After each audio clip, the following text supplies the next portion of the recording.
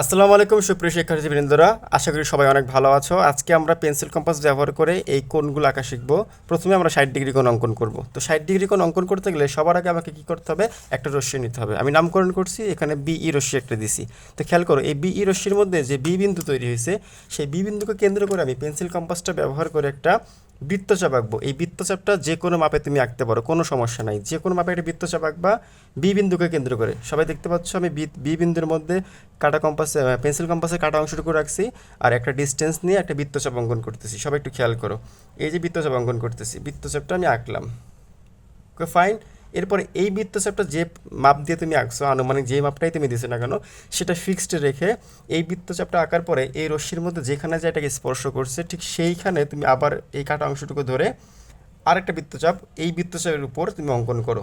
তাহলে যেখানে যা স্পর্শ করলো, যে স্পর্শ বিন্দু তৈরি হলো, সেই স্পর্শ বিন্দুকে তুমি আইডেন্টিফাই করার পরে এই বি বিন্দুর সঙ্গে যদি তুমি ওই চিহ্নিত করা অংশটুকু তুমি ধরে ভালো মতো যোগ করে দাও, তাহলেই তোমার 60 ডিগ্রি অঙ্কন হয়ে যাবে। তাহলে এটা হচ্ছে আমি কী পেলাম, 60 ডিগ্রি। একদম সিম্পলভাবে করে ফেলছি। এরপরে মনে করো 90 ডিগ্রি অঙ্কন করব। তো পরের চিত্রে 90 ডিগ্রি আমি অঙ্কন করে দেখাচ্ছি।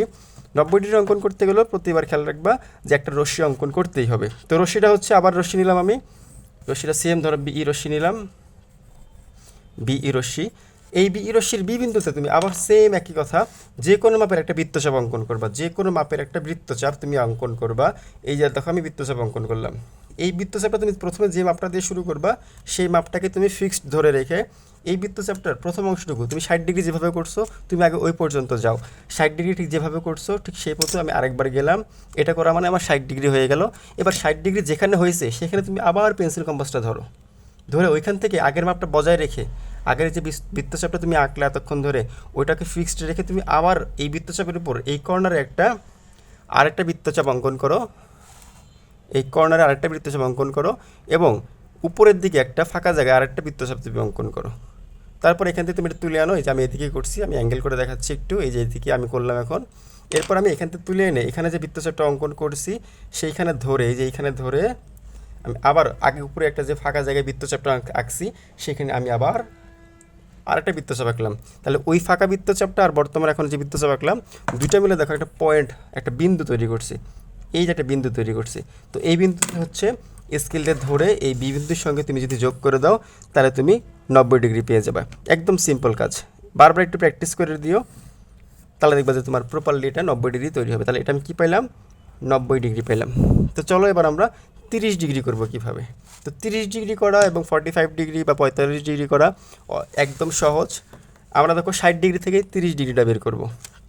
খেয়াল করো, এই যে আমি 60 ডিগ্রি এখানে তৈরি করছিলাম, ঠিক যেভাবে 60 ডিগ্রি তৈরি করছি তুমি সেভাবে 60 ডিগ্রিটা তৈরি করবা।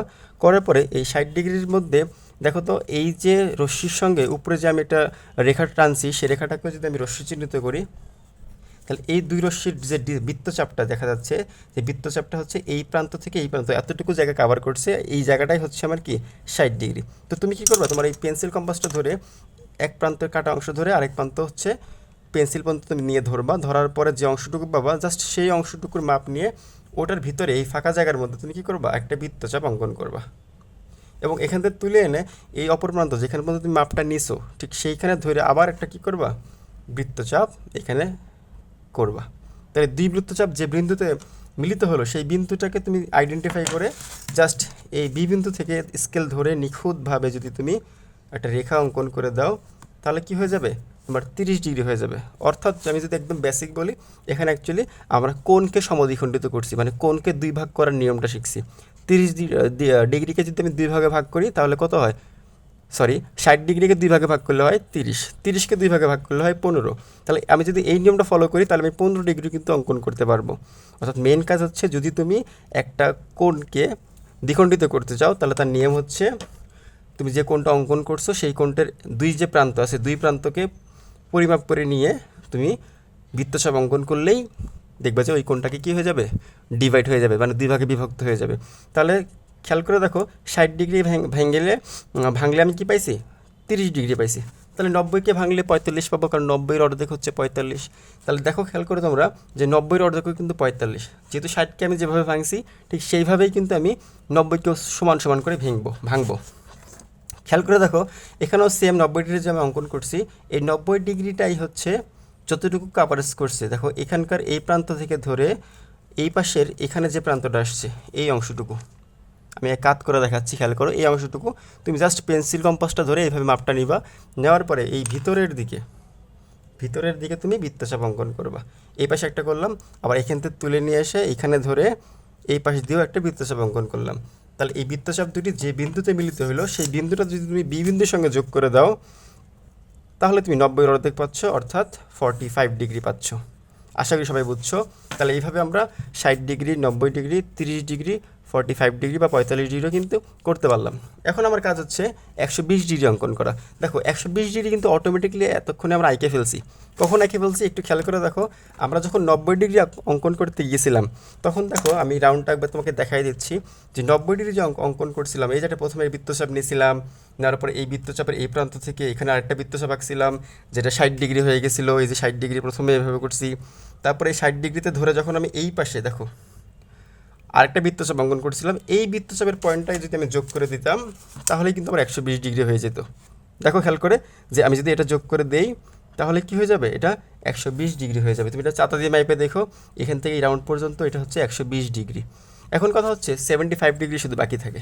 এটাও একদম সিম্পল ঘটনা। প্রথমত কী করতে হবে এটা আমি নতুন করে দেখাচ্ছি, নাহলে হিজিবিজি হয়ে যাবে। প্রথম কাজ হচ্ছে রশ্মি নেওয়া।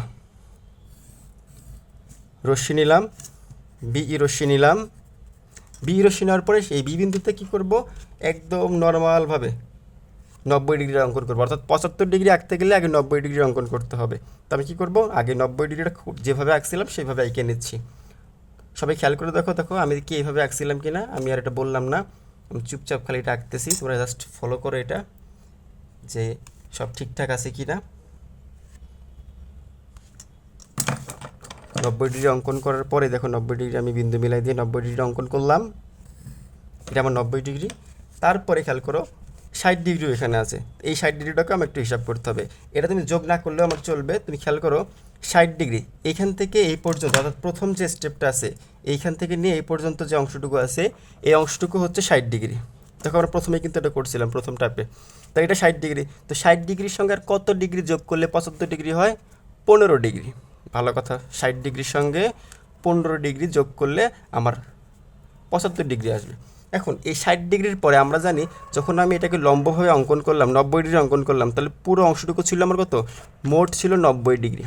সেই 90 ডিগ্রি থেকে যদি এতটুকু 60 ডিগ্রি চলে যায় তাহলে এখানে এই ফাঁকা অংশটুকু তো অবশ্যই 30 ডিগ্রি লুকায়িত আছে, এখনও বাকি আছে।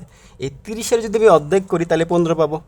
তার মানে আমি এখন এই জায়গাটার মধ্যে 30-এর অর্ধেক করে দিব, তাহলে এই 15 পাবো। তাহলে ওই 15 আর এখানে নিচে 60 সব মিলে হবে 75 ডিগ্রি। তো খেয়াল করে দেখো আমি কী করতেছি, এখানে এই যে 60 ডিগ্রি থেকে নিয়ে যে 90 ডিগ্রি পর্যন্ত বাকি অংশটুকু যে বৃত্তচাপটা আছে এটার মাপটা নিয়ে এই ফাঁকা জায়গায় একটা ছোট করে বৃত্তচাপ আঁকলাম, আবার এই প্রান্ততে ধরে এই ফাঁকা জায়গায় আরেকটা বৃত্তচাপ আমি অঙ্কন করলাম।